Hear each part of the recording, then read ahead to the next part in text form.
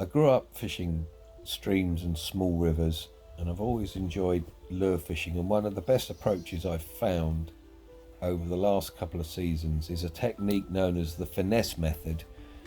It's also known as Ned rig fishing, which is where you use highly buoyant soft plastic lure bodies in conjunction with jig heads or small bodies with just a simple split shot on the line to help sink it down, as is the case with this little rubber frog.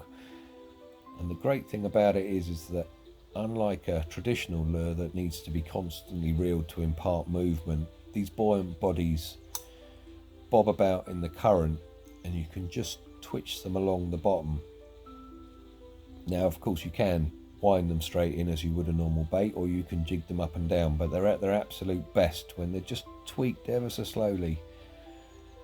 And it's ideal for these small waters or shallow waters, and most predatory fish find them irresistible. Now this is actually the first cast I'd made on this stretch of river ever, and it resulted in this beautifully coloured little perch that took a liking to the frog body. Not the biggest fish, but a great start on a stretch I'd never fished before. And the other good thing about these soft plastics is you can just continually ring the changes, and this is a worm body with an air pocket in it, so it stands straight up, which means that it's still fishing even when you're not reeling. And something I do that's maybe a little different from other people I've seen is that I tend to twitch the lure along just using the rod tip and then wind back the slack rather than wind and twitch at the same time. And I feel that this keeps the lure in the strike zone for slightly longer, which can be quite important when you're maybe only casting 5 or 10 yards, and will often result in a take on the first cast.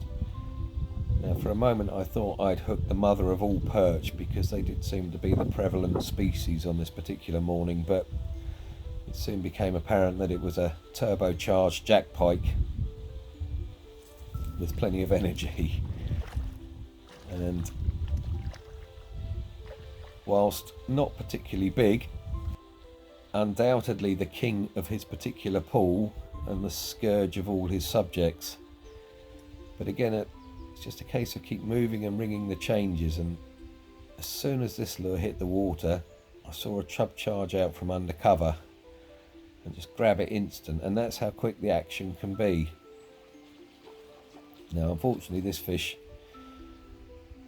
managed to run himself straight into the reeds, which is a bit frustrating, but it's one of the reasons why I always make sure I'm armed with a extending landing handle, as it means that I can still land these fish.